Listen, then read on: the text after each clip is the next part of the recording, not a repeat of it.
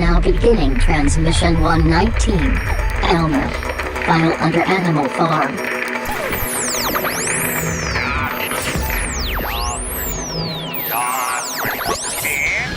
Come on, you fuckers think that just because a guy reads comics he can't start some shit? I'll fucking take all you want! Welcome to this week's episode of the Funny Books and Firewater Podcast. 面白い本と歌手ポッドキャストの今週のエピソードへようこそ。 Ignore her. She drinks. Each week, a motley band of comic readers / amateur bartenders attempt to pair cocktails with comic books. 毎週漫画の読書の雑多なバンドはスラッシュアマチュア入札しようと漫画とピアカクテルバーです。 All while trying to not sound like complete morons in the すべ process. ての中にしようとして音ではないような完了プロセスで低能です。 Kind of like a speakeasy kind of thing. It's kind of cool. You can find these idiots on Facebook, Twitter, Instagram, and Tumblr. Facebook、Twitter、Instagram や Tumblr にこれらのバカを検索できます。 No, what? You read too many comic books. We now join Brian, Jeremiah, Adam, and Todd. They're used to curious sights which they attribute to alcoholic delusions. They may be drinkers, Robin, but they're also human beings. I'm too sober for this shit. You know, and then, it's funny because, like, you sort of were like, yeah, sure, I'm in. And I'm like, okay, cool. And, like, I thought you were really in. Now I'm surprised to find out you think I'd actually follow through with it. But I didn't think that I'd called your bluff, but apparently I totally called your bluff. Well, the other thing of it, I had this conversation with my sister-in-law. When your credibility is everything. So I was asked to rip a tooth out of my nephew. And I looked at him. I come back with these pliers. I'm like, dude, if you let me do this, I'll let you punch me in the balls. And Hillary's like, would you really let him do it? It's like, dude, I said it. Yeah. If I backpedal, all my credibility goes away. Yeah, And he it's sat nothing. and let me attempt. Now, I was not successful, so my junk was spared the punch. But Now, were you It's not all- successful for lack of trying? Did you, like, sort of pull the punch, so to speak, and not actually totally pull his no, tooth out? he's got like this weird snaggle tooth that's like 90 degree baby tooth that doesn't want to come out. And I got it to wiggle and move, but that root is deep. How And old is this kid? It's like 8. Okay, so it's like it's a little kid tooth. It's not like, you know, some adult who's like, pull my tooth out. No. It's a little kid's tooth, and the mother kept going, we need to get that out. It's like, no, I love this thing. You know the fucking scariest thing I've ever seen in my life is a skull of a child that has his baby teeth still. So like up above the teeth are always like adult teeth. That is terrifying. Spooky. I'll pull it up and show you. It's like Right. No, I don't think we need to see that. But it comes Sure. back again. It's about credibility. If you backpedal, you lose all credibility.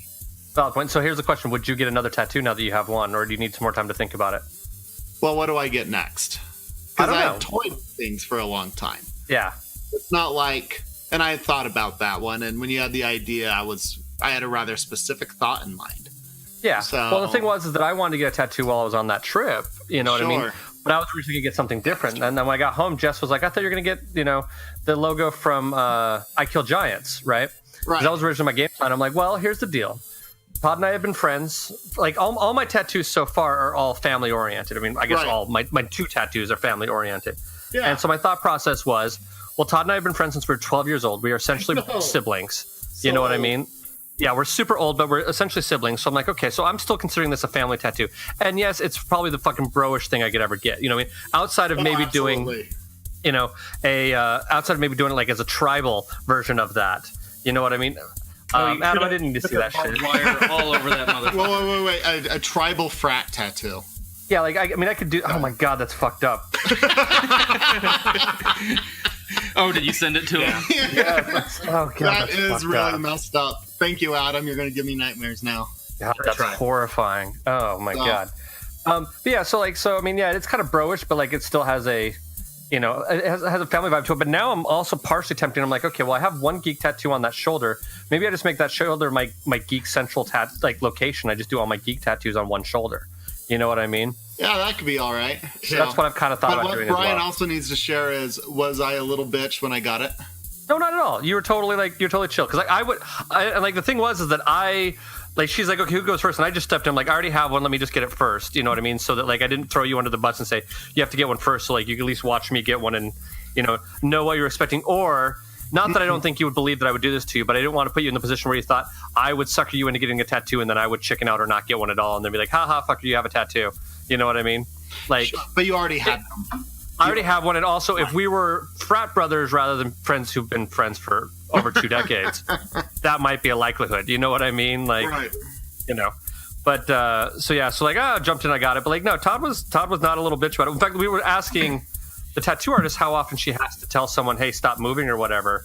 And she's like, "Oh, every damn day. Like every day, she has to tell someone stop moving from getting a tattoo." What was so hot and sexy about this is I took off my shirt and she has to pull out the little throwaway thick razor just so she can clean up the spots.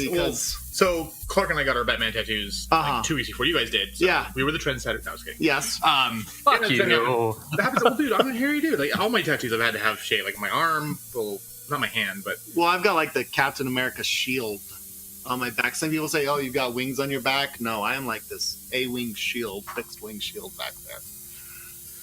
So it's so he can fly like a squirrel. Yes, squirrel. He braids it together and turns it into a rope. I mean, he's a superhero. He's like Rapunzel with back hair. I know. Yeah. I'm pretty sure Adam told me his next tattoo is going to be WWMBHD. What would Manny Bothhands do? Fuck you. Oh, I like it. But it would be done in such a way that it always looks a bit moist. Oh, yes. I hate you so much right now. I've missed you. So what it's going to be is it's going to be a crucifix with Manny Bothhands on it. This is Manny Bothhands died for our sins. And then it's going to have it'll have a rainstorm behind it, and then it will have Jennifer Lawrence dressed as Mary, underneath it, and so it'll be raining on her, so she'll be a moist mother underneath, Manny Bothhands. Y'all go fuck That'll be Adam's next tattoo. It'll be a full back piece. It's going to be gorgeous. It'll be The Trigger is the name of this piece. And if you'd like to help out with that, please visit our GoFundMe. If I thought people would donate to that, I would totally do a GoFundMe. Also, if I thought Adam would really get it, I would do a GoFundMe, but I don't think Adam would really actually get that. No, I would take the money and run. I know you would. As you should. And he was never heard from again. Well, welcome to... oh, shit, I had this written down. What episode are we on? 119. We're almost to 120, kids. Hey. Did we ever get 115 published? No. we did it. That was a great episode, too. That was like one of my favorite episodes. Which one was 115? That was Snagglepuss. Snagglepuss. I literally... Oh, yeah, you weren't here last week, Maya, but like 2 weeks ago. Whenever it was. When we recorded. I literally got so busy. Like, I was... driving home from rehearsals on Sunday night, because we normally publish at 12:05 Monday morning, and I suddenly was like, fuck, I haven't edited this. I have no time to edit this. Like I was going home at like 11:30. I was driving an hour home, so I was getting home by 12:30, and then I had to be back up there at like 9 a.m. the next day. I'm like, this isn't just not gonna fucking happen. And I kept trying to find a space that week to get it in and just never did. So it's our lost episode right now. I'm semi-thinking I'm going to keep it in our back pocket and release it if we ever get behind again and say, hey, here's a lost episode that we forgot to release back in the time. And so it might show up eventually. Well, I hope we do. That was my favorite episode we did for Pride Month. That was the best book we read. It was a great book for that, yeah. Well, the other thing, too, I have from that I want to add is I actually have the live event that you guys did for the Hello Sweetie launch. Mm-hmm. I have the audio from that as well that I'm going to add on it because that ends the total conversation because there was that one last issue that we didn't get to. Yeah. So anyway, that's not a trade. Yeah, that was our only one we did individual. That's true. That's the most bleeding edge we've been. So at some point in time, we'll release that book. I'm back in California now. I might have a little more time to get my life in order, but I think I might just keep it in the back pocket just in case we ever get behind again, to be honest with you. So it might surprise you and show up there at some point in time. So our lost episode does exist. Unlike some other shows, we actually do have our lost episode. It was just me being way too fucking busy to get it finished. Or we could always do like a month when there's like five weeks, and we could just do like 4 issues or 4 books, then do that like our special edition. You're building in laziness. Yeah, I'm okay with that. Okay, sounds good. Sometimes we need that, but. Yes. So anyway, yeah, so this is episode 119. This is our second to last book in our Animal Farm month, which is all animal-themed books. And boy, is this book ever animal-themed. We are doing Elmer this week. Yeah. Elmer, for those of you who are not aware of it, this is one of those books, too. There's a few of these books we've done. This is one of those books that Todd read probably a long time ago. It was. What has forever been trying to get me to read this book is like, you got to read Elmer. Like, I'd show up at his house, he'd pull it out, sit on the table, try to get me to flip through it. Like, it got to the point in time where I almost was avoiding it because I knew how much you wanted to read this fucking book. And finally I read this book. I'm just saying, you know what I mean? It's like lima beans, you know what I mean? Like, or like Brussels sprouts. Like, your parents keep trying to make you eat them. You know what I mean? I'm not complaining about the book, but like when it's put in front of you so much, you're like, yeah, I know, but like I have a to be read pile that's still ridiculous, and I need to. And Brussels sprouts are like butt sex. If you're forced to have it as a child, you won't enjoy it as an adult. It's also very true. So anyway, so Elmer is. If they're just like hard boiled and like served to you, like they're gross. But you gotta like saute them and like add like a little bit of red wine vinegar and some garlic and parmesan. Bacon bits. They're not bacon bits, but Sure. yeah. All the stuff you can't have anymore. Yeah.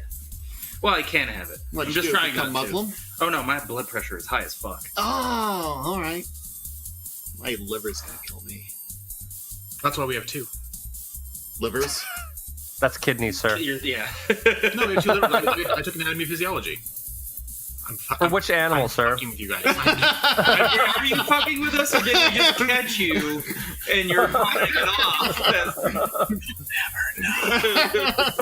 Have I made that joke on here before about having two livers? No. Oh, maybe. Or at least not since I've been here. Okay, maybe it was before. I think it was like a joke with Q or something like that. It could be. Maybe. I could always follow the Apple way, just eat carrots and turn orange. It could, yeah. My mom did that when I was a kid. Yeah. She was like craving carrots when she was pregnant with my brother and like turned orange. Oh, yeah. Steve Jobs had liver. Pancreas or liver? Pancreas. So he just ate carrots and he turned orange. Yeah. Well, he also died. Yeah. Because of it. Because he didn't listen to his doctors. No, when you get pancreatic cancer, you're pretty much just... Yeah, pancreatic cancer is like the worst. It is. I have pancreatitis, and that's the worst. Maybe cancer is worse than that, but it's not. It depends who gets cancer. I'm fine with some people getting cancer. Sure. No, I hear you. Okay. Introduction. I'm just sitting here being like, oh, go ahead, Adam, dig this hole deeper. Let's see how far this goes. This will be fine. Let's do introduction. I've hit water and I'll keep on going. I know. I'm like, let's just see. Let's see who Adam wants to throw under the bus and have them get cancer. Let's see how well this goes. This will be fine. It's like that meme of the dog sitting there in a room full of fire being like, this is fine. I'm just like, okay, Adam.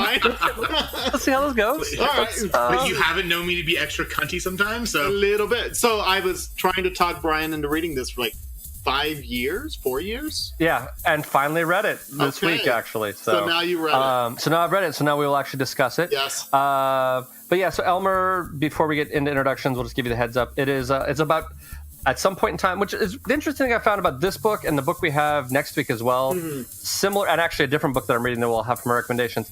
In all three of these books, there is just some event where all of a sudden animals become sentient. To a certain extent. My recommendation is slightly different, but it's just interesting. So there's just this moment where all of a sudden chickens become sentient. Like they just all of a sudden can think and talk and, write, which is a big part of this book. And that's what this book is about, is all of a sudden chickens start fucking talking. And yeah, so... That's the briefest of introductions I can give without spoiling anything. But the introductions I can give to everyone else, the man who loved Brussels sprouts as a child and still loves them now, also still loves butt sex, we have Mr. Adam. Hey, were you spying on me the last couple days? Good for you. Sir, I don't have to spy on you. You talk about it all the time. I am well aware. Hey, what's up? I'm a reviews editor for Big Shiny Robot. Also still figuring things out with Board as Hell podcast with Andy Wilson. Hi, Andy. And then also the co-host of the Cinema Queens podcast with our good friend Chris. Hi, Chris. And as we're recording this, we are actually going to the LGBT Damn These Heels Film Festival this weekend, and it's his first film festival, so I'm really excited to show him around. And yeah, that's me. Speaking of Andy, next month we are actually doing Andy Wilson Month, for those of you who've been listening for a bit. When we did March Madness and let people pick books, I was a bad person and completely neglected to put any of Andy's recommendations in there. And since next month is his birthday, and he's such a good friend of the show, and we do say hi to him every single week, we decided to let him pick all the books for the month. And he picked some great ones, actually. I'm really excited about all the books he picked. The only caveat we gave him is please make sure that they're in print, because Andy can get some pretty deep cuts in there every once in a while. And hopefully he'll be joining us for some, if not all, of those books as well. That'd be great. Remind me at the end of this episode, and we'll give you the heads up as what those books are going to be. Also giving us some deep cuts and some wonderful book recommendations, we have Mr. Todd. Hi, I'm Todd. You didn't think I was going with you, did you? You thought I was going to go with Maya on that intro, didn't you? I thought you were too. So, I kind of was, and then decided just to fuck with Todd and throw him in at the last minute. Well, thank you. So I'm sitting here adjacent, as always, to Mr. Adam himself. The CDC. Hi, Adam. Hi, Adam. The CDC. Hi, Adam. Yeah. So I've assumed the position of next to Adam. I love assuming the position. You and Kevin Bacon. Kevin Bacon? He's in Animal House. Yeah. I've never seen Animal House. What? What? You haven't seen Animal House. You haven't seen Godfather. Yeah, but I've seen like 1,000 other movies you haven't. This is true. Boy, you just ain't right. Oh, man.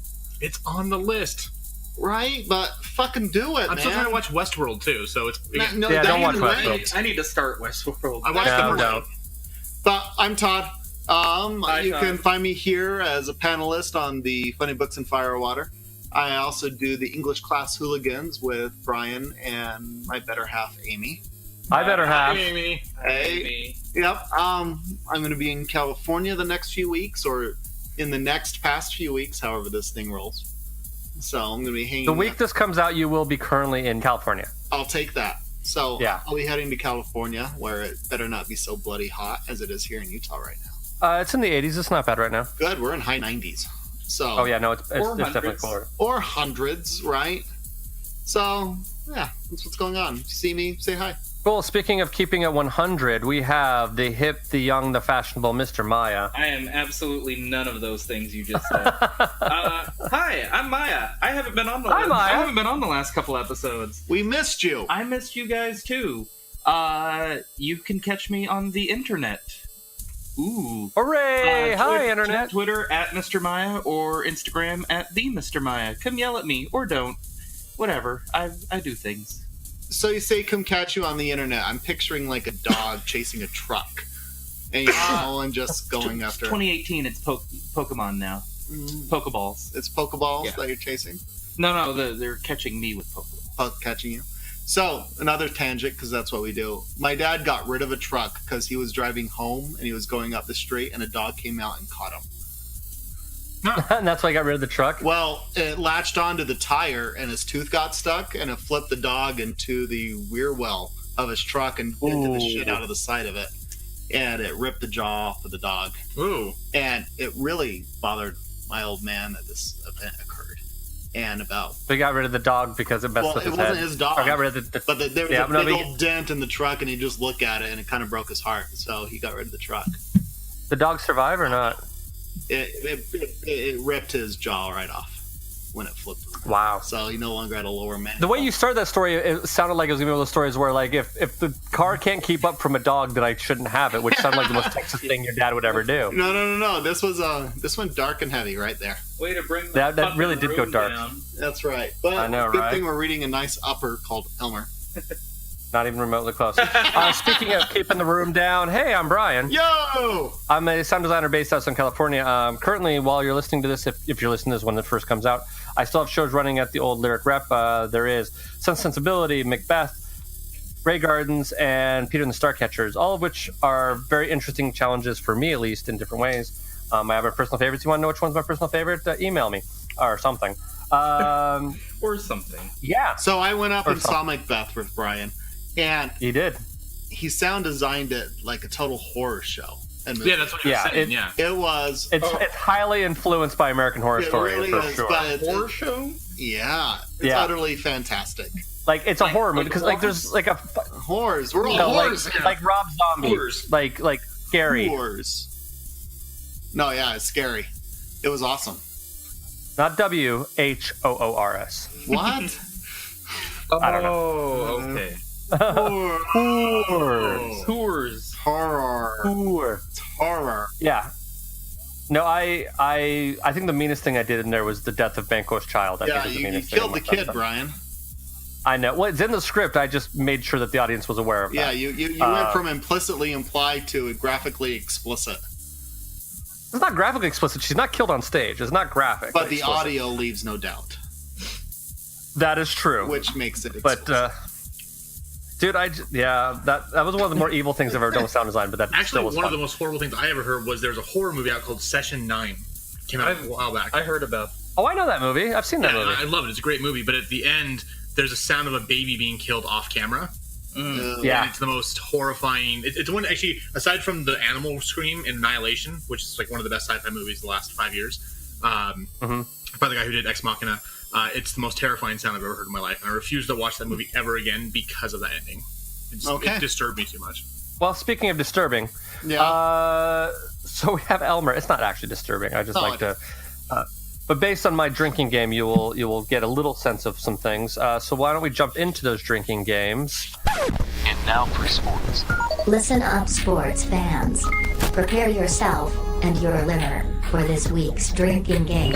Remember, it's only a game, and a dumb one at that. So don't take it too seriously, and above all else, please drink responsibly. And since I already brought it up, I'm just going to keep rolling with it. So my drinking game rule is called "And Now I'm a Vegan," which is... So it's take a drink for every time you are traumatized into considering never eating chicken and or animals ever again. Mr. Maya, what is your drinking game rule? My game's called Chicken Fucker because it will fuck you up. Basically, anytime the word chicken is mentioned on a page, take a drink. I'll be nice. I'll limit it one per page. So the whole book. The entire book you're drinking. Nice. Yeah, probably. Mr. Todd, what is yours? Tastes like cannibal. In the book, the chickens get declared as part of the human race. So every time someone mentions, we used to eat you guys, or, we could just eat you like we used to, you should take a drink. Yeah, which is fucked up, A little bit. In a lot of different ways. And Mr. Adam. So mine is, you're terrible, Muriel. Every single time it's referenced or shown how fucking horrible human beings are. Take a drink. Yeah, that's a lot of drinking. So basically, with this game, if you try to do all of our games, you will have alcohol poisoning within the first 3 pages. You will die. Just one. The general rule seems to be with our drinking game rules: pick one. Don't do all. Just pick one. Or don't be a pussy and do them all. Or do root beer. No, that's how people die, sir. If you do root beer, you'll get diabetes at the end, but it'll still be fun. There you go. That's the Mormon way of doing it. If you are deep in the heart of Utah and listening to this show, first you need to go talk to your ecclesiastical leader. Unless it's my dad, then don't mention anything I said. I don't know if I'll leave that in or not. You shouldn't. Future Brian. Future Brian, consider cutting that out. Yeah, but drink root beer, or some other beverage, and have a lot of sugar, and then bounce off the walls, like your friend Tyson used to. Well, so then this is the time in which we sort of discuss whether or not we think that it is worth your hard-earned time, money, all sorts of other things to go hunt down this book and give it a read. So I've been asked by the judge to be the foreman. And I want y'all to know that we's gonna run a fair jury and a clean jury. It's time for a vote. Because we love you. And we don't want to waste your money. We will now vote on whether this week's book is fit for human consumption by you, our dear listener. Along with each vote, our panel will also provide one piece of evidence to support their vote. Vote for Pedro. Do you expect me to talk? Vote for Pedro. No, Mr. Bond, I expect you to die. There is nothing you can talk to me about that I don't already know. So what is your vote, Mr. Maya? I vote yes. Mr. Todd? Well, I tried talking you into reading it for 4 years. I know. Yes. I know you did. Yeah. So obviously, yes.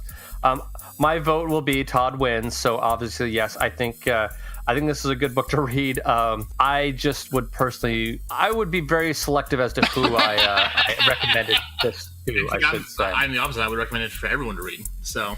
Really? Why is that? We can get into that later on. Okay. Well, then we'll do that. Yes. Okay. Yeah. Obviously, yes. Okay. So, does anybody else have any other forewarnings or things that they feel like we should warn people about before we go to break? It's in forewarning. There is transracial masturbation, transspecies masturbation going on here. So, if that gets your little knickers in a twist, go ahead, because that sounds like a fun time. Actually, that reminds me of an awkward story, which I may or may not tell you off air. I might have to tell you on air just so because it's not as bad as I've just let it up to be. You know what I mean? Like were you jerking off a horse? It's one of those weird stories. No, not at all. Fingered and inspired. No,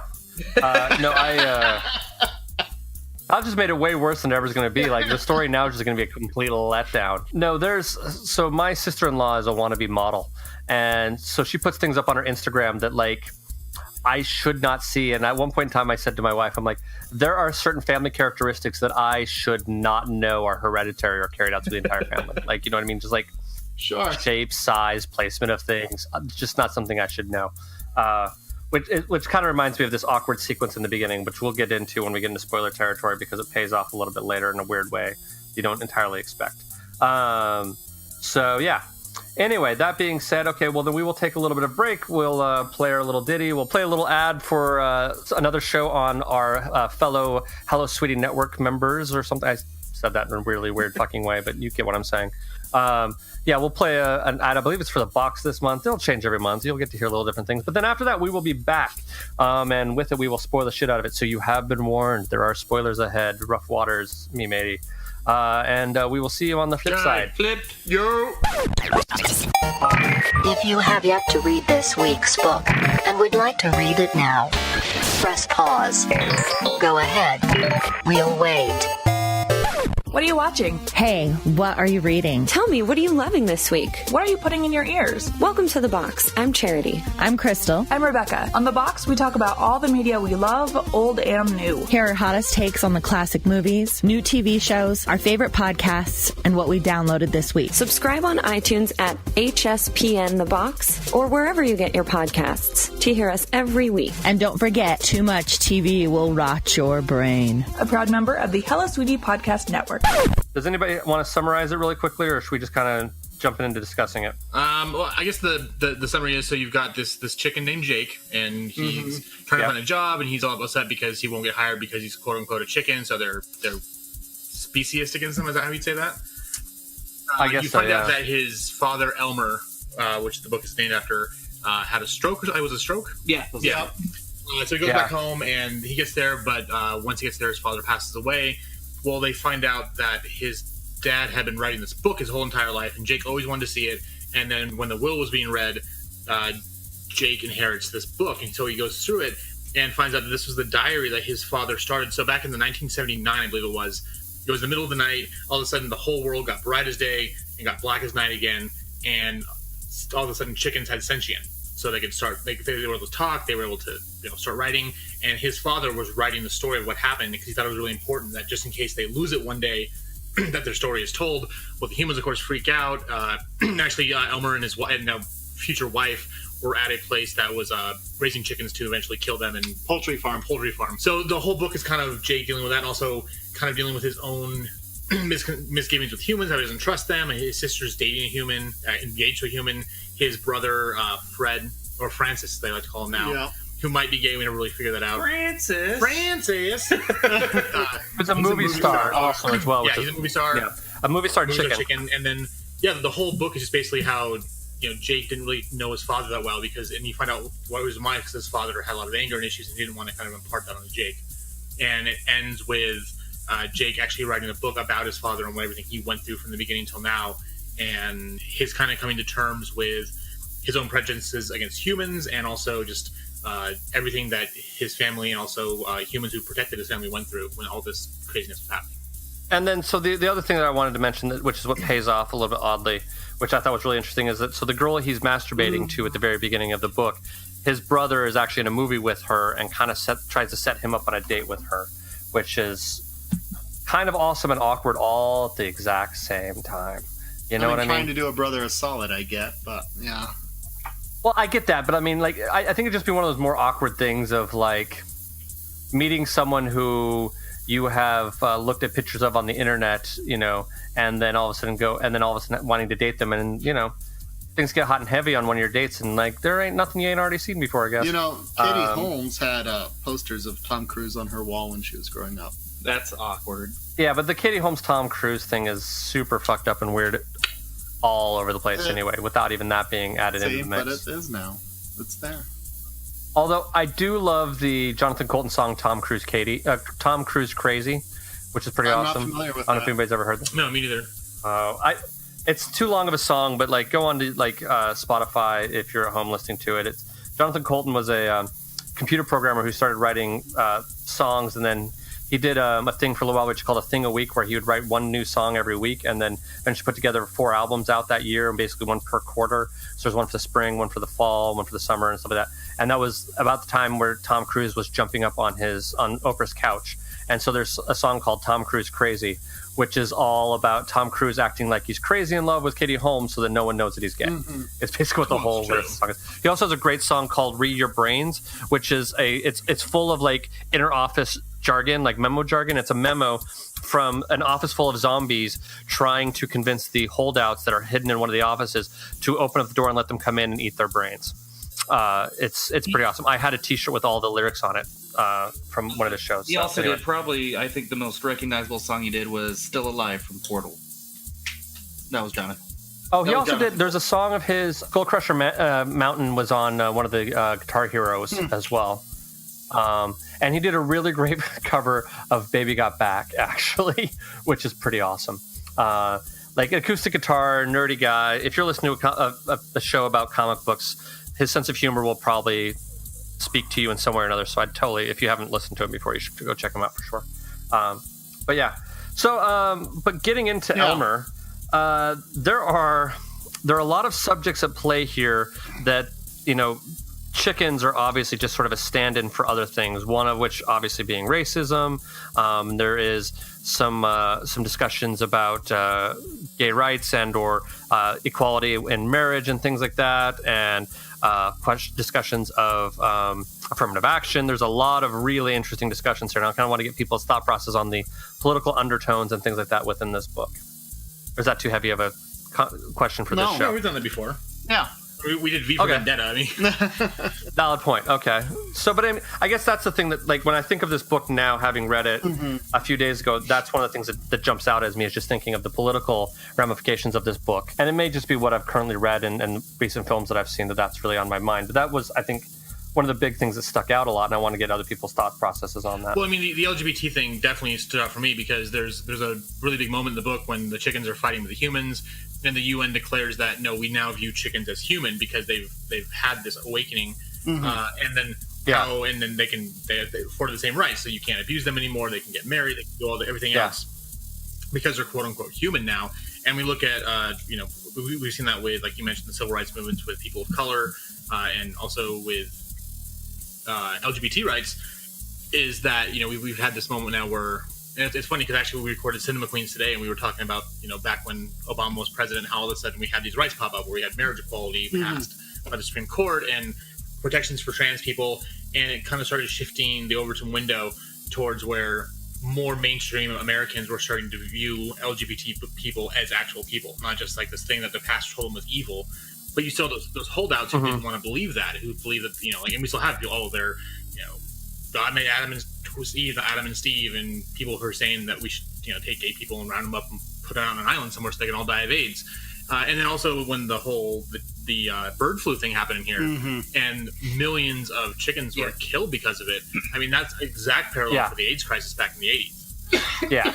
It's a pretty obvious connection between the two. So it ended up being like, so when the first, like, I'd say 20 pages of the book, I wasn't really into it because I didn't get where they were going with it. Sure. But the moment that it started clicking, I started seeing all these parallels, and especially with our current political climate now, where we've got a president trying to take away my rights and doing things and appointing justices and actually doing actions that is literally going to kill gay people.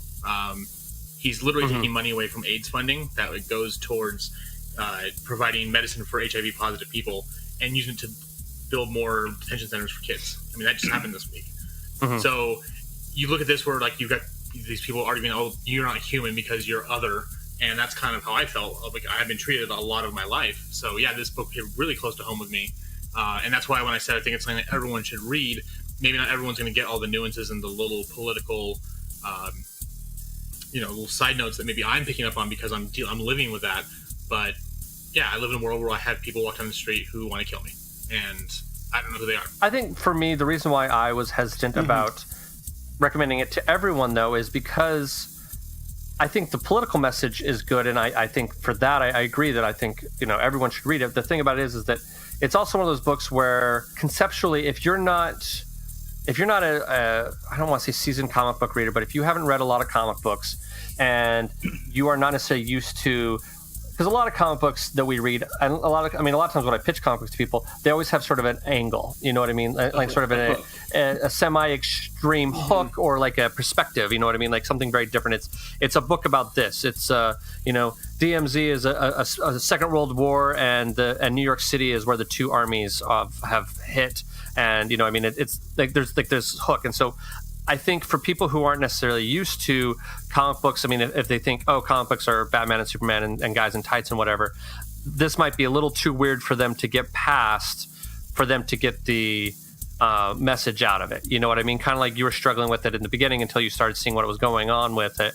I don't necessarily know if everyone I would potentially recommend this to would be able to get that far into the book without going, that's just fucking weird. You know what I mean? Like, I know there'd probably some people out there who wouldn't make it past the chicken masturbating to a human woman. You know what I mean? Like, I can see it. I think it's what a wonderful way to introduce sentient being, though. Then through masturbation. We all do it. We all do it, but it's purposeful masturbation. It's like, oh, this is and you're totally self-identifying with what's going on. Going, oh yeah, I can see this going on down and down. Like, it's a chicken. What the fuck? Yeah. And I think I can see why people would be turned off by it because it might offend a sensibility of theirs. But I think it's a brilliant way to introduce the concept of someone. I mean, they're masturbating. They're lusting over some pictures of this other person that they found insanely attractive. And so what you're having is like, oh, they're going through this. You feel a bit uncomfortable, but there's also immediate something you find like immediate commonality with them. It's like, oh, I get this. Someone's going in here. We're getting inside this person's head. I get this person. What's going on there? And then like it's a chicken. It's like, oh, wait a second. That's someone completely different. But I was just self-identifying with them for a few moments. And now, but they're a chicken.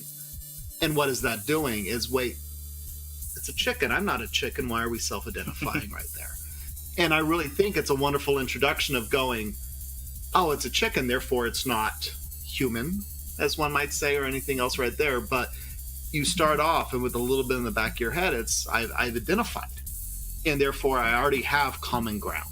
I think it's that. I also think that just masturbation in general is still just enough of a taboo that it's almost it's a speakeasy door. It's a password. If you get past that point in time, you're open to what the rest of the story has to offer. You know what I mean? Yeah. Like if you can read past that, then okay, then you're in. You know, and so I think that also adds to the potential effectiveness of this book because, you know, if you read a book about chicken masturbating to a woman and you're willing to continue, then you're willing to hear what that artist actually has to say. You know what I mean? So, and it really makes it sound like it's some kind of like Porky's raunchy comedy when you first. It really isn't, but it is an interesting. I mean, I'm not disagreeing with you that it's a good introduction. It's just there's some interesting aspects to introducing a character that way. Yes. You know, well, also, both positive and negative potentially. You know, and I'll be the first person to say I'm guilty of this. Where I'll be reading. I can't think off the top of my head what book it would be, but I'll be reading a book or reading a comic, and it won't show the main character. And so, in my mind, I'm already identifying with this kid. This is a white male. Blah blah blah, whatever. And all of a sudden it's like, oh no, this is a person of color, or it's a woman, or something different. Yeah. Go back to the movie Love Simon, and I got a shirt of it that says, "Why is straight the default?" It's like, you know, we always default to what, even as a gay person, I still automatically meet someone assume they're straight, unless it's like, you know, they're trailing sequins glittered incense, right? Which some people do. But no, I mean, we do have those preconceived notions, and I think, you know, as much as it can be uncomfortable, as you mentioned with masturbation, still being kind of a taboo subject, even though it's the most fucking natural thing people do. And, you know, if you believe in the whole, you know, staying a virgin until you're married kind of thing, there's no way you could make it if you didn't jerk off. I do agree with Todd, though, is that it's cool because, like, you get this notion of what's going to happen, what's going on, and all of a sudden it just throws you for a loop, and it does kind of connect to that because that is a commonality. But also, it takes that preconceived notion you had, throws it out the window, and tells you, you've got a ride in store for you, because this book is something like you've never read before. Yeah, you thought it was going one way? It's not. Yeah, because you look at the front cover and you think, oh, it's just like someone's pet chicken they dressed up. And that's not it at all. So yeah, I flew to a page that's in the poultry factory farm, whatever, and it's all the chickens hanging upside down before they start cutting their heads off. That's the vegan point for me. That's where I was like, maybe I don't want that, you know, that meat. You see the guy with scissors just cutting off the heads of the chickens in line? Oh. Yeah. In the midst of them gaining sentience, so they freak out and kill the guy. As one would. As one would. You know, that's as one would. Well, it's interesting watching it because Elmer has all this built-up anger in his book that he didn't want to show, but he was talking a lot about his brother, not Johnson. Joseph. And Joseph was the ultimate cockfighter. They were talking about generations of bred of being a cockfighter. And there was only one way Joseph was going to die, and it was like a foregone conclusion, and it was kind of accepted. And he was going to die fighting, basically. He was going to die fighting. So, and he totally did, but What a vicious little dinosaur. Yeah. Yeah. Because the writer is Filipino, though, I mean, there is a fighting culture there as well. So it kind of fit into part of that subculture that's so prevalent in that society there. You know what I mean? Of the fight. I mean, like, as we're recording this, Manny Pacquiao just won another fight, today or yesterday? I think it was today. You know what I mean? And, like, I dated a girl who came from a Filipino family, and like they fucking loved Manny Pacquiao. Like anybody, like, and they're very proud of their culture and their heritage and people from their same community, which I totally get and I understand and respect. So, but that that toughness and that warrior spirit, I mean, I understand. You know, it made sense, I guess, for me for that to be sort of blended into this story in that way. You know. Yeah, and I liked. Was it later on that was it the gang or whatever?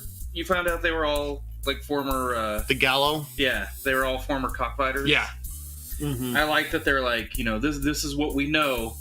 We're going to be the badasses that are like, don't fuck with us. Yeah, this is what we can provide. You know, we can be the muscle because that's what we know how to do. Talking about that Holocaust reference with the poultry farm, but there's the other story with Jake going to school with who he thought were some of his buddies, pin him down or getting ready to shove a stick up his ass. Cluck for us like you used to. Right. Yeah. Until the gang shows up, and it's I imagine that could potentially be triggering for quite a few people. Yeah. Well, there's that. It kind of had a sense of it sort of had a sense of the kind of thing you might encounter in the South.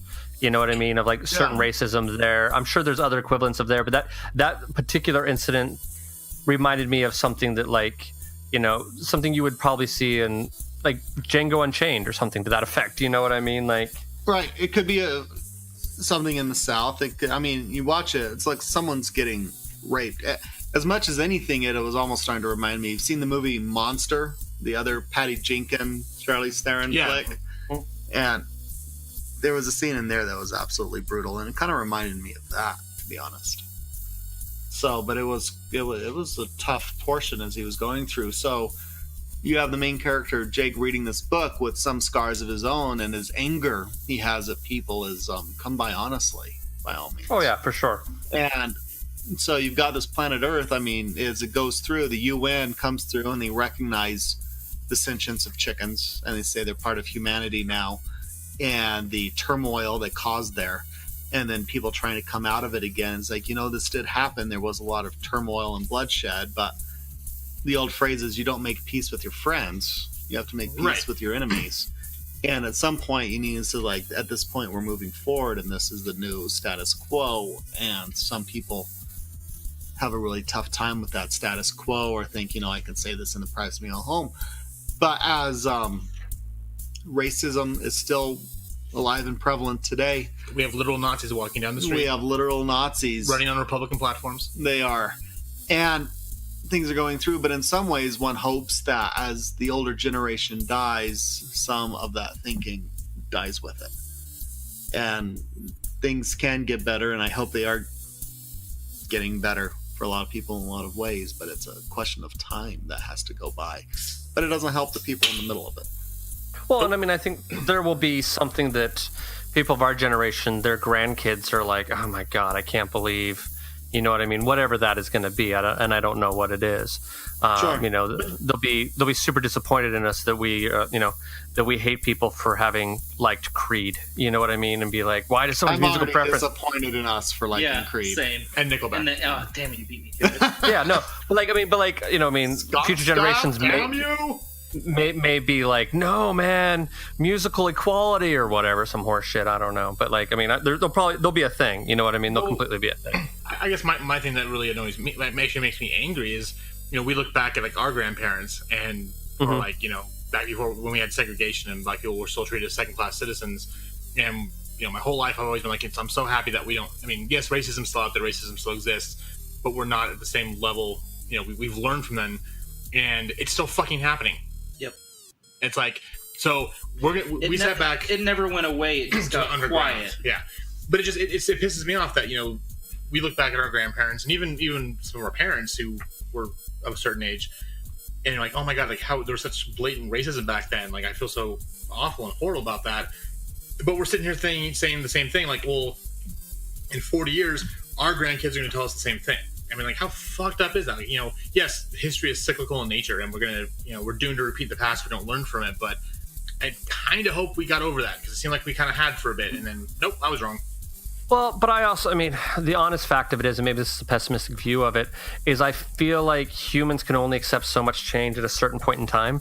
That's part of the reason why I think the president who is currently elected got elected, because I felt like there was part of the country who thought, okay, wait, you got some progress out of us with a black president. That's enough for right now. You're not getting a woman president as well. And so I feel like, because I would like to think that I'm a relatively open-minded individual, and I think that I am, but I don't know what the history holds. I am sure that there's going to be one thing that I don't understand that my grandkids are like, this is the dumbest thing you've ever said. You know what I mean? Or disappointed in me for saying something, or like using a phrase or whatever. You know what I mean? Like, I'll call something stupid, and they'll be upset about me using the word stupid, because that won't be politically correct at that point in time. Probably isn't politically correct right now anyway. You know what I mean? Like, there'll be stuff like that. So I don't know. There'll be something, I am sure.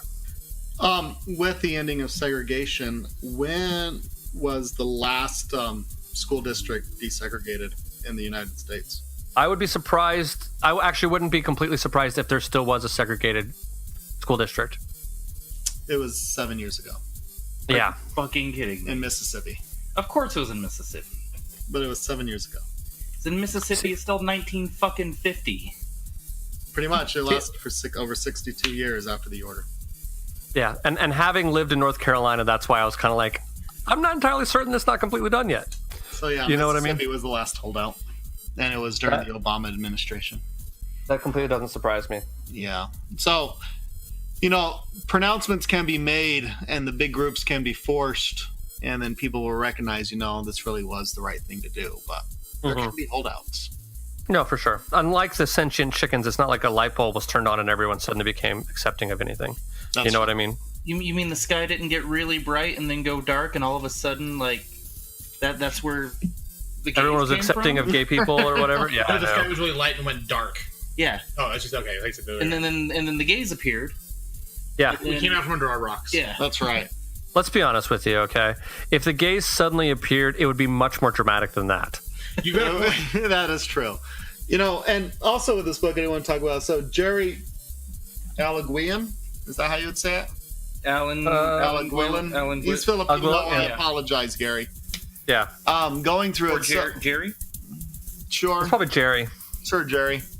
Apologize again. So he was an inker for DC and Marvel, and he did a bunch of stuff. And then he went and did this on his own. So it's in black and white. I guess we should tell people that there's no color beside. Too late now. We're past the spoilers. If you're gonna read it, we've already spoiled it. I don't see color. Right? Oh, good for you. For me, it's just the red and green chickens. I don't see. I saw something on Instagram that it told me. I don't know how true this is or not. Is there actually really such a thing as green-brown colorblindness? No, your eyes have red-green cones and blue-yellow cones. So you're either red-green deficient or absent, or blue-yellow deficient absent, or a combination of the two. That's why I suspected. I thought there was something to that effect. So like I saw this on the internets, and I'm like, this is funny, but I think it's bullshit. Red brown? No, it was green brown.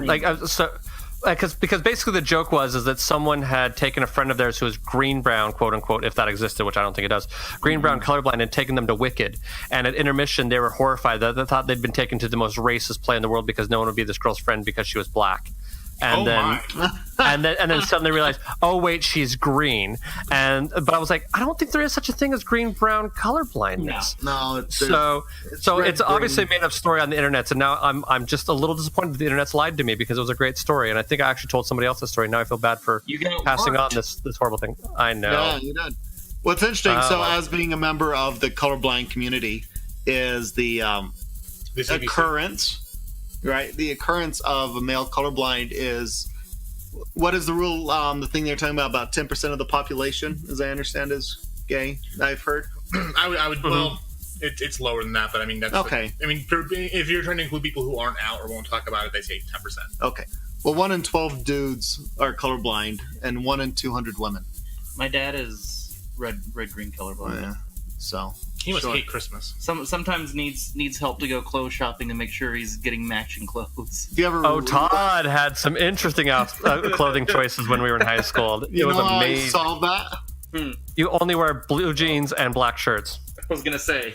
You pick the wardrobe that always matches. That's how you solve that. No, the best was Todd had a pair of purple pants, and the things that he would match with those were incredible. And I would never say anything because, frankly, I was a dude and it didn't bother me in the least. You know what I mean? I was like, okay, whatever.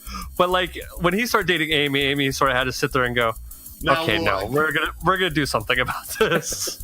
You know, she held on to my cords and the Muppet Animal T-shirt I used to wear. Oh, so yeah. I had those earth tone cords and that Muppet T-shirt.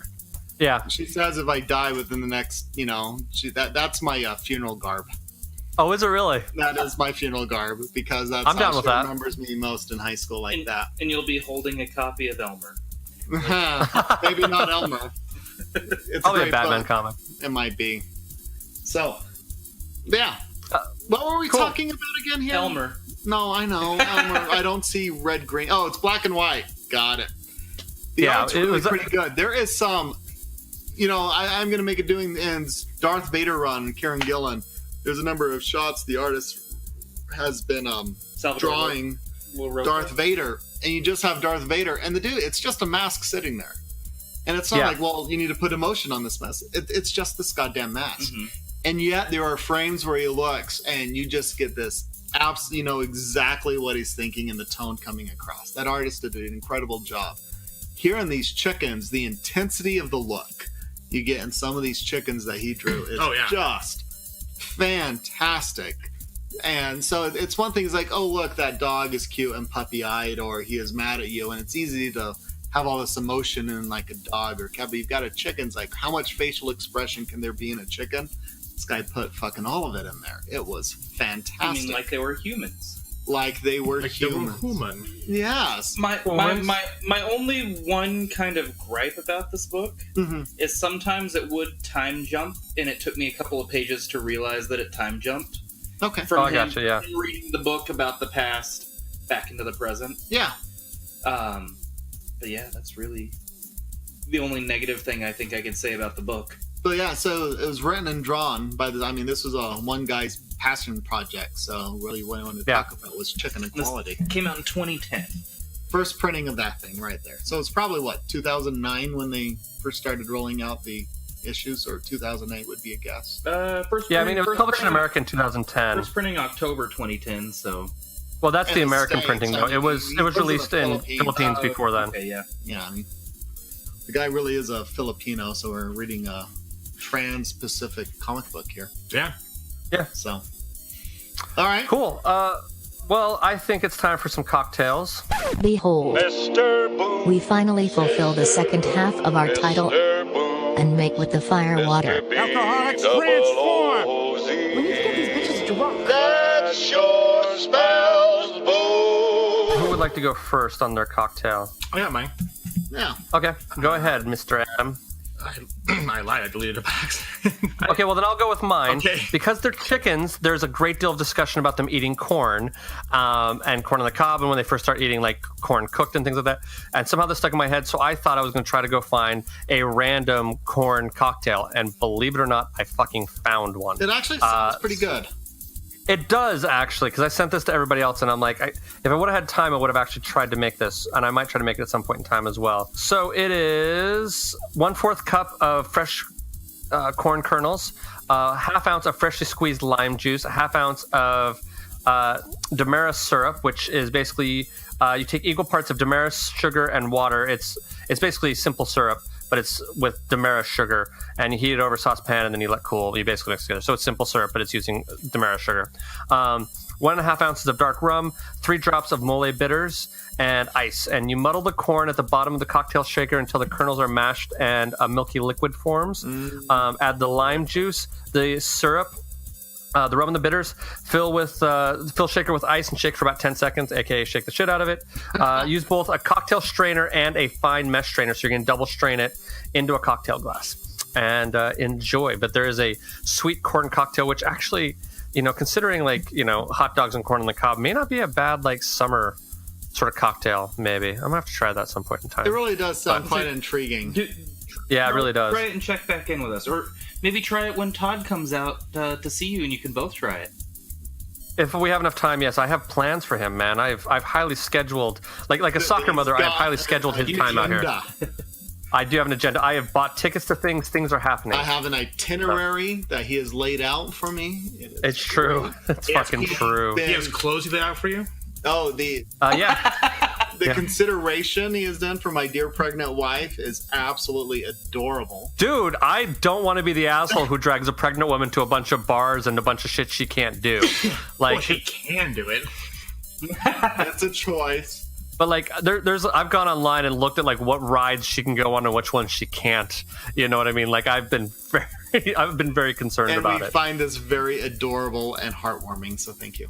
I appreciate that. I have known her almost as long as I've known you, a few years shorter. So I have an equal concern for both of you. Yeah. No. Thank you for that. Okay.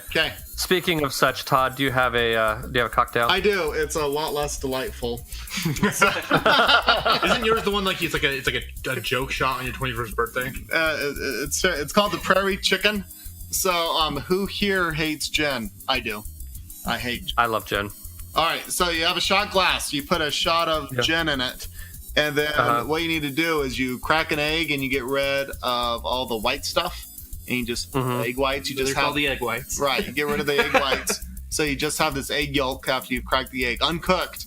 You drop the egg yolk into this shot of gin, and then you just put a little salt and pepper on top of it, and then you shoot that sucker. Sounds fucking awful. Like a Rocky Balboa, man. No, when my buddy turned 21, we took him to an Irish pub in California, and they called it Chicken Eye. All right. Oh, really? Yeah, and that was except he said tequila, not gin. There you go. This is fucking gin. I would do this with tequila. Yeah, way it was over a raw egg. It was tequila, and then salt, pepper, and Tabasco. No Tabasco. The Tabasco would make it better. This just doesn't. You can have that in a cement mixer. Ugh. Yeah, so the Prairie Chicken, if you can have more than one of those, you've got a stronger stomach than I. Apparently. Yeah. Cool. Mr. Adam, do you have your cocktail ready now? I do, yeah. So mine is called the Red Rooster, and it's a bit more delightful than Todd's.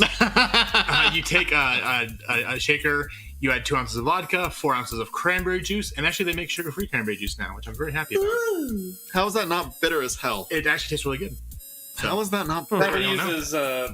They use sucralose. Like Splenda or something? Splenda, yeah. Oh, okay. And then a half ounce of orange juice. You shake the shit out of it, and you strain over ice in a highball glass.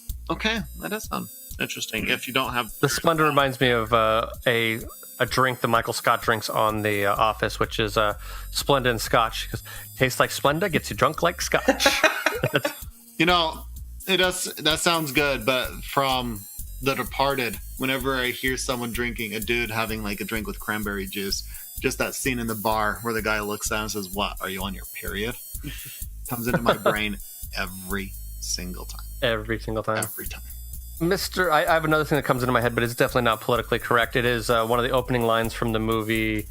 What is that movie? I watched it with you several times, Todd. Oh, yeah, Way of the Gun. I love that one. Which one? Shut that cunt's mouth before I fuck start her head. Before I come over there. That's the line I'm thinking of. Good. I love that movie. Oh, yeah. But yeah, that for some reason that line always sticks in my head. That's true. Written and directed by the great Christopher McQuarrie, which has done the last 2 Mission Impossible movies. Well, has he really? Yeah. So he's doing this Fallout, and which opens this week as we record, and I'm excited. That looks good, and he did the last one too. Every time I see Tom Cruise run now, I think of the Family Guy sketch making fun of him, where he's like outrunning the gay. He's like, "Gay can't catch me, gay can't catch me." And so, like, every time I see him running, especially on the trailer for that, I'm just like, "Gay can't catch me, gay can't catch me." That's great. Mr. Maya, what is your cocktail, sir? So mine is a chicken soup hot toddy. Oh, hooray! It's 1 ounce of gin. It actually has listed here no let's gin, but I would assume you could use whatever gin you want. 1 dash of celery bitters, 1/4 ounce of freshly squeezed lemon juice, 4 ounces of chicken stock heated.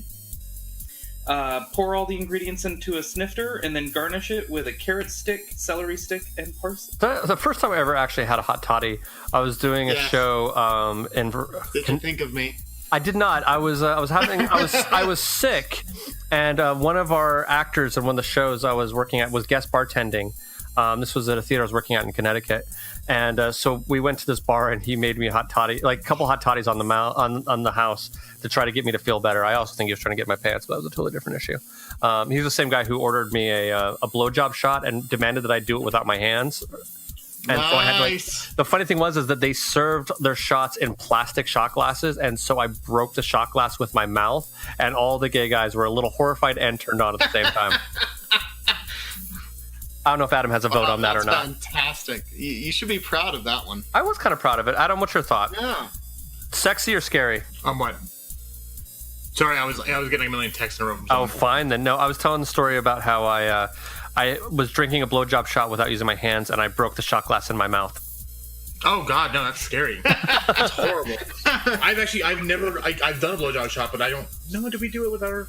I think we did do it with our hands. Mm. It's been a long time since I've had one of those though. I remember they're tasty. They are good. They're very good. Yeah. But yeah.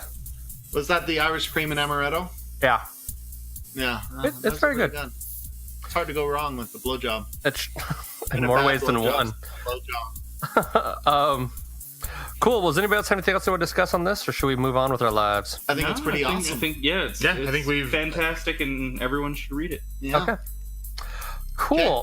Well, then, so let's go into final grades.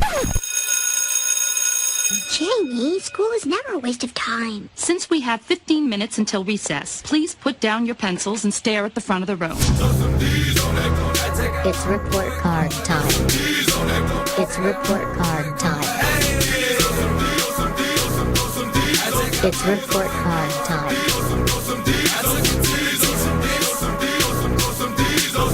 I'm so fucking done.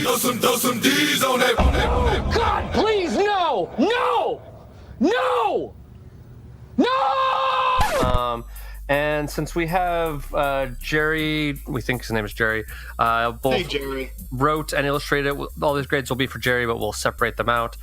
So for writing, what is your grade, Mr. Maya? I'm going to give it an A. It's, it might not have seemed as relevant 8 years ago, but it sure as hell seems very relevant today. And no, it's... I think it's a solid A. I think 8 years ago it probably was very progressive, to be honest with you. Yeah.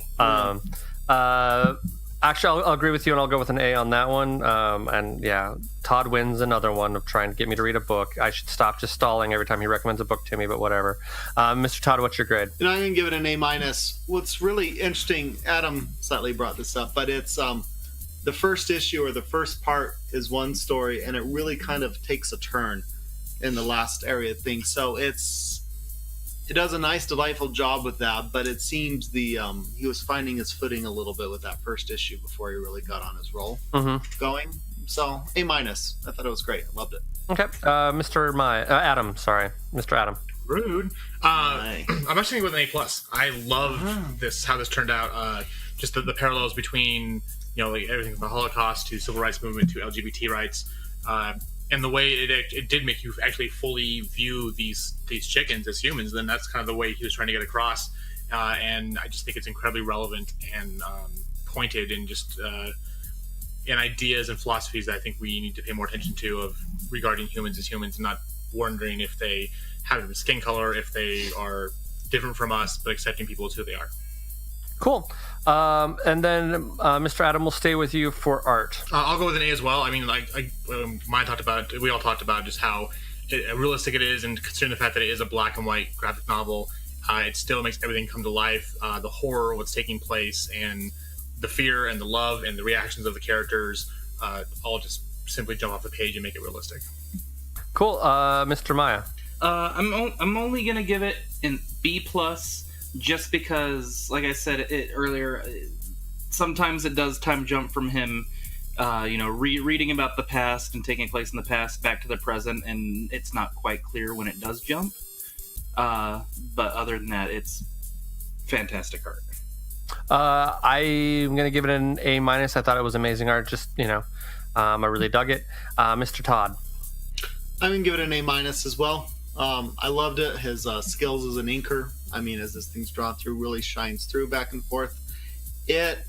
What is interesting with its great strength, I wonder how palatable it would be if it was colorized, because some of those scenes in the poultry farm and others is just absolutely brutal. You've got this one sequence where you have a bunch of men as a gang basically going trying to kill the chickens. They're walking around with, again, as we said earlier, chicken heads just sitting on their belts, and they're just old, stubby, and drying as if they're scalps or whatnot. So I think this black and white was a brilliant move. But yeah, A-. It was great. I actually kind of slightly disagree with you on that. I actually think that part of the power of it is that the starkness of the black and white, I think, makes it stronger. I feel like... Really? I think in those violent moments, I think you're right that would be more shocking. But I think, in general, I think if it's colorized, I think it would feel more cartoonish. And I think that the line weight and the way that it's drawn, I feel like gives it a starkness and a importance to it that I feel like colorizing it might undercut a little bit, in my opinion. Like that's purely my opinion, but that's just sort of my 2 cents on that. Cool. So then, overall grade, we will start with Mr. Maya. Straight up A. It's a solid book. I will also go with an A. I have very little to add to that. Mr. Todd, what is your overall grade? It's an A. I really suggest this to people all the time. They're like, "Oh, you should check out Elmer," and they're like, "What? Describe it to me." And it's like, well, it's just you should read it. Yeah, it's a hard book to explain and sell. Like, but well. Some people go, like, well, how does it start? And he's like, well, it starts out with this guy masturbating to this pinup model-looking person, and you find out it's a chicken. And it goes from there. I think if you really want to sell someone on it, you sell it as this family of chickens, and it's in a world where chickens have gained sentience, and now it's their family struggle of coming out of that experience or whatever. But yeah, if you want to talk about chicken masturbation, that's fine too. Speaking of chicken masturbation, Adam, what is your overall grade? Well, for the chicken masturbation, definitely. I love this book. I think it's again, the first couple pages I was kind of like, what the fuck are we getting into? Yes, chicken masturbation, but as I said, like the art's fantastic, the writing's amazing, and just the themes that are throughout this book are just really hit home for me. So maybe it's just because I'm looking at it from my personal viewpoint, but again, I think it's kind of what we do with comics is you take what's being presented and you apply it to you however you want. And it just really resonated with me. What I really love about it, and him subbing in this chicken sentience, is it could really sub in for any issue, or many different issues. As they any human issue where that has to deal with issues, right. a group of the other being outcast for whatever reason. Yeah, absolutely. Right, it's its own kind of star-bellied sneech. Yeah, completely. Well, before we get into recommendations real fast, I just want to let you know. So next month, as we said before, we are doing Andy Wilson month because it is Andy Wilson's birthday. Happy birthday, Andy. Happy birthday. So Andy picked 4 books for us. We're going to be doing Vader Down, which is sort of for those of you who haven't read the new Star Wars books, there was sort of a crossover event at the end of the first run of it, and that was called Vader Down, and then there's been a second run of Vader's that's since started. But there's that. And then they're doing March, which is written by, and I'm blanking on his name. I feel like a horrible person right now. Senator, is that right? Yeah, he's a senator. I'm blanking on his name, and the book is too far away for me to go. But he actually walked with Martin Luther King. He was part of a lot of those protests and things like that. He was very much part of the civil rights movement. He wrote these comic books about his experience. Like one of the quotes in the book is actually from President Clinton, so that kind of tells you what we're getting into. And Andy is very political in a very positive way. He wants to make positive change for people, so it makes sense that he would pick this book. And I'm actually really excited to read this book. Also, the guy who this book is about, or who wrote this book and it's about, he did an interview on David Letterman's new talk show that's on Netflix, and I don't remember which episode it is. It's on the Obama episode. It's on the first one. The very first episode, yeah. So on the very first episode, it's the same guy. So if you've watched that, or like a little more back information before you get to that, that's the same guy who wrote this book. So that's pretty exciting. Then we're doing a book called The Sentry. It's a Marvel book. I'm not familiar with it. Mr. Maya, do you know what this is? So back in the 2000s, Marvel did this thing where they're like, "Oh, we found this, all these old sketches and unused plans for the superhero. It's basically Superman." And they didn't really find it. It was all made up. But yeah, John Lewis, by the way, Senator John Lewis. Okay, there it is. Yeah, no, I'm not a fan of the Sentry character. After they used it, Brian Michael Bendis had him in the Avengers for a little while. He's got kind of a split personality. He has this dark alter ego called the Void, I think. But yeah, it's we may need to double check with Andy which one to do because there have been a couple of Century miniseries. Well, and so the reason I bought the one I did because Andy posted a picture on his Instagram of which books he had picked. Okay. And so it's the black cover with the yellow sort of graphical design on the cover of it. Is how I found it. That's the first. That's the original. That's the original miniseries? Yeah. Okay, so that's the one we're doing. And then we're doing a book called Manifest Destiny, which I believe is an Image book, if I remember correctly. Yeah. And I don't know much about that either, but we'll get into that. But those are the 4 books we're doing for Andy Wilson month. Then we're going to figure out September, and then we're going to go on to Halloween 3. So we need to start figuring out horror books as well. So that's what's coming up in the next couple months. Next week we will finish off our month of animal books with Animosity, which I've already pre-read. And in a similar way to this book, was this another recommendation from you, Todd? It was. Todd loves his animal comic books, man, because he also recommended We 3 to me as well. Rover read Charlie by Garth Ennis is also worth a read. Well, when we do Animal 2 Electric Boogaloo, maybe we'll have to throw that in there. That's right. But in a similar way, this is about all animals getting sentience. They somehow become aware. And this mainly follows the story of a little girl and her pet bloodhound. Some of the animals are really upset at the way humans have treated them, and they get the revenge. And this dog is very loyal to his little girl, who was his owner, and she takes care of him, and he takes care of her. And it's sort of a sweet little story. And we're reading the first trade of it. There's the third one is coming out like next week as we record this. It will definitely be out, I think, by the time this comes out. And I'm actually, having read it, spoiler a little bit, I actually enjoyed it, and I'm looking at getting the other books to finish off the series or keep reading the series because I really liked it. But shall we jump into recommendations before we go? Yeah, sure. Okay, I have one. Does anybody else have something they want to jump in on? I do, yeah. Okay, go ahead. So there's this video game just came out on the Nintendo Switch. It's called Octopath Traveler. It's by Square Enix, the guys who do Final Fantasy. This plays a lot like Final Fantasy VI and Chrono Trigger did back on the old Super Nintendo. That has a cute little graphics, but actually has a better lighting system. And basically the story is that there are 8 different characters you play as, and they're all doing their own quest, but you choose one character, you start their quest, then you go and you meet other people who join you. And the stories are very disparate as far as they don't really connect as far as what one person does to the other. So it's kind of weird how they would help each other out, but the battle system's amazing. It actually makes you think about how you're approaching things. The voice acting is excellent, and the music is absolutely fantastic. Like the version I got actually came with a soundtrack, which I'm excited to download on my iPhone. So it's one of the best games they've put out in a long time. So cool. So my recommendation, last week we read a book by Jeff Lemire, which, as we've discussed earlier, I'm a huge fan of Jeff Lemire, and this was probably one of the weakest things. That's definitely the weakest thing I've ever read from him, and I was a little disappointed. So I went back and I read, I bought it, and I'm about halfway through the overall series. It's a book called Sweet Tooth, which, to be honest with you, we could have done instead of Animal Man, to be honest with you. Sweet Tooth is about, it's basically post-apocalyptic. A lot of the humans have died, but for some reason, some of the people who, there's a plague that's taking out humans, but there are these human-animal hybrids that seem to be somehow the key to human survival, and they're both loved and hated. And it's about this little boy who is staying hidden away in a cabin with his father until his father dies, and then he is basically thrust out into the world and has to learn to trust and or help other people and things like that. And it's sort of a big epic tale, and I'm literally halfway through it because it's 3 volumes. I have 3 big hardback volumes. It reads really well. If you're not a fan of Jeff Lemire's art, this is the most mainstream art he's ever done. And he has some interesting long burns as to the backstories of all these characters. They're as you get to know them more, they have relatively complicated pasts that make things kind of interesting. So I've really, really enjoyed that. Wish we would have done that instead of Animal Man, because I was really disappointed by that one. But Mr. Todd, do you have a recommendation? I do. I've always been a longtime fan of Andy Diggle of The Losers fame, and he did The Great Green Arrow Year 1 as well.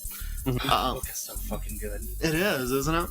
So one of his more recent books come out from Dynamite Entertainment is James Bond's Kill Chain.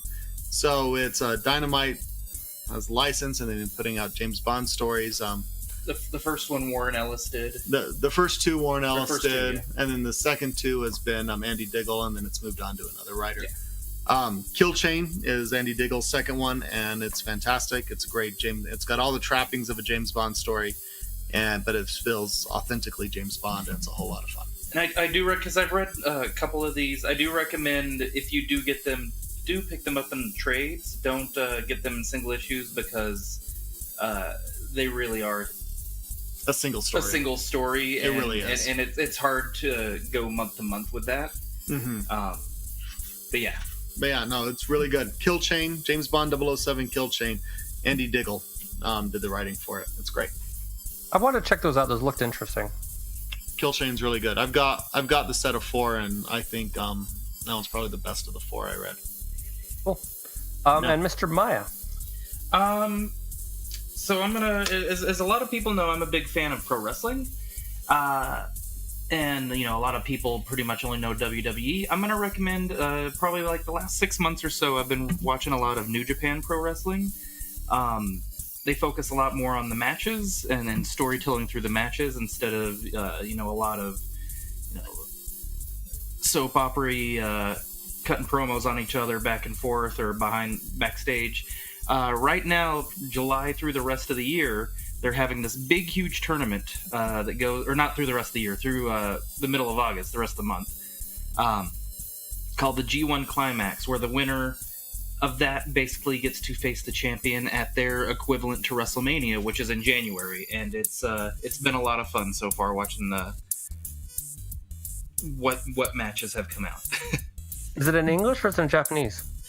So they release both English commentary and Japanese commentary. You can watch it both, and you can sign up for it. Their streaming service isn't great as far as accessibility right now. Like I'm just using the casting it from my laptop to the TV, just because it's got Chromecast built into Chrome. But it is available on the Amazon Fire Stick, I think, is an actual app. But it's a lot of fun. Okay, sounds interesting. Cool. Does anybody else have anything they want to throw in before we call this one good? No, I think I'm about there. Go read this book. Yeah, awesome. It was great. Well, cool. Then we will see you next week for Animosity, and then the following month, Andy Wilson month. Hooray for Andy Wilson! Hey, Andy. So that'll do it for this week, and we'll see you on the flip side. Bye. You always have like a barbershop quartet thing going on there. It's nice, isn't it? It's we nice. we practice for hours before we get on. Yeah. You might need a little bit more practice. Shut up. Oh, fuck you. And that's right. So that happened. Thank you for joining us for this week's episode. This band of knuckleheads will be back next week with a new episode. Until then, you can find them on Facebook, Instagram, and Tumblr as Funny Books and Firewater, and on Twitter as @FirewaterCast. Go to funnybooksandfirewater.com for the most up-to-date information, as well as cocktail recipes from this and past episodes. Thank you for joining us. And until next week, support your local comic shop, tip your bartender well, and stay hydrated.